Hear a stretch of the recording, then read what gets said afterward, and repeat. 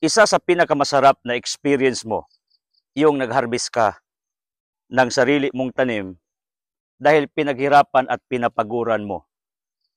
Ito, harvest tayo kasi ito yung paborito ng anak ko. Yung hindi masyadong hinog na.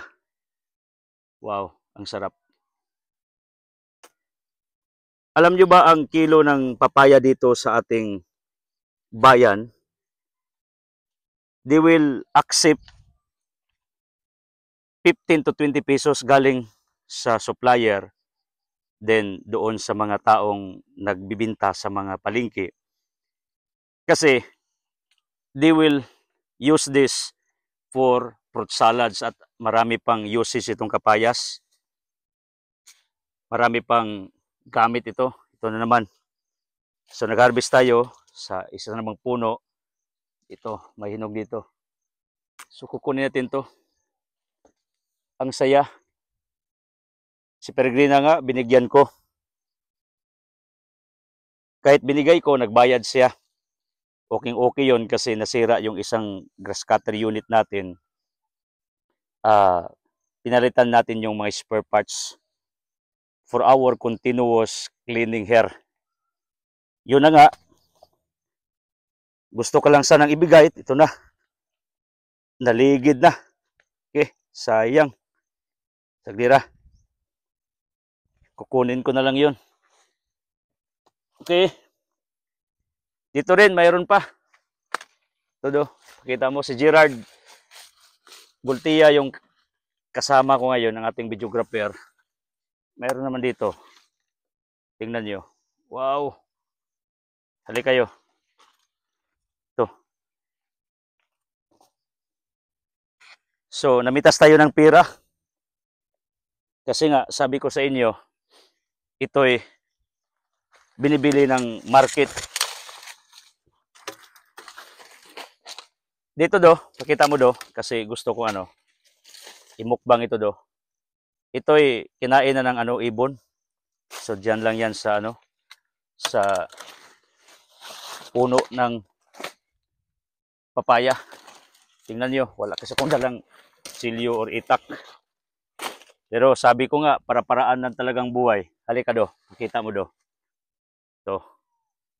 Kahit wala akong kutsilyo, noon pa man tayo yung mga bata pa, kinain natin yung prutas na kahit walang gamit na mga bagay. But using our bare hands tulad dito. Minukbang natin, masarap. Binar TV, kain ka.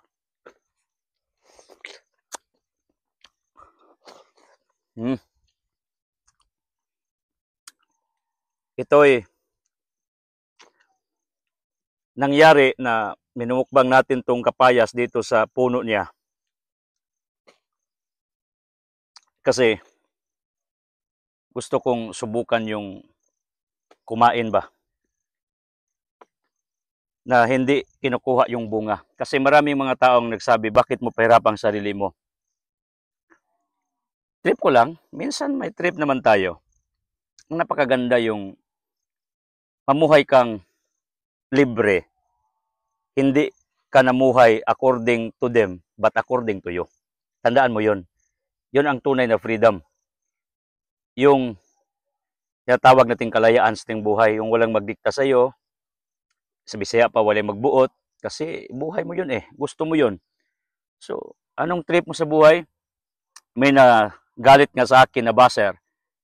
Nagtuturo ako, bakit ko tinuruan yung taong kumain doon sa puno?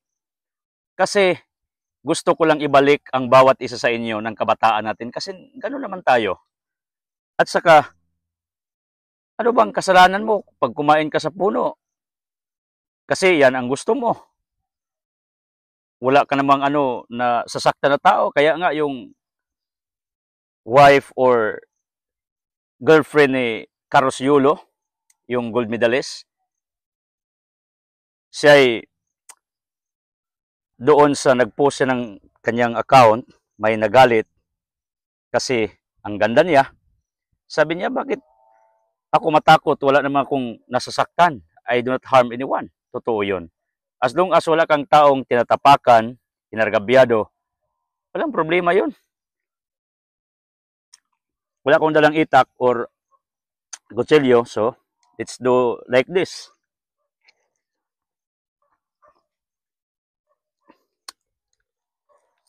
Kasi galit sila ng nandito pa sa puno, so kunin natin.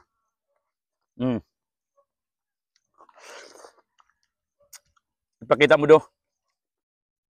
Yung boss ko kumakain ng buto. Ito'y nagpapatay ng bulati sa ating mga digestive system.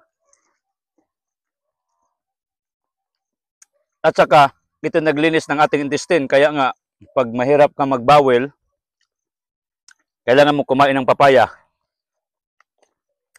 para gagaan yung pakiramdam mo. Because pag hindi regular yung bowel movement mo, ang mangyayari so ma-poison ka.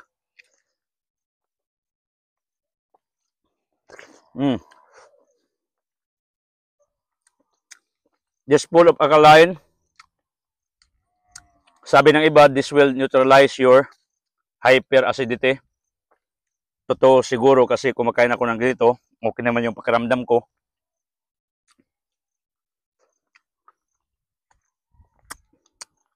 Prutas talaga. Wala nang tatalo. Alam nyo ba, bago na ako na-arthritis, inatake ako once a year kasi nakakain ako ng dugo-dugo at saka ginamos, bawal yun sa akin kasi ang taas ng hyperacidity yun or uric acid or something that will trigger your arthritis or gout. Kaya nag-fasting ako ngayon pero hindi kasama yung kanin kasi di ko pwede, may hyper ako. I abstain from meat, from fish. So kinain ko la rice literally at saka egg or prutas. Kasi napaisip ako, what you eat is what you are. Kung nagkasakit ka dahil sa kinain mo, ang gamot, therefore, pagkain rin.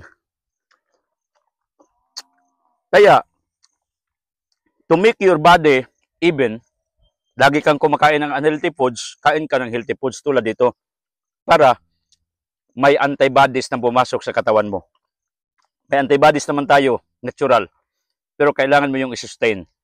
Kaya ng prutas, gaya dito, may nutrients na nakuha sa lupa, pero bakit lagyan natin ng pataba? Yung dahon damo, because it's better that there is subsidy. Yung iba nga, binigyan ng subsidy ng gobyerno or tayo nag-subsidize sa mga mahal din sa buhay kasi kailangan yun talaga. Kaya isubsidize nyo katawan nyo. Kain ka ng healthy foods tulad dito. Okay? God bless you.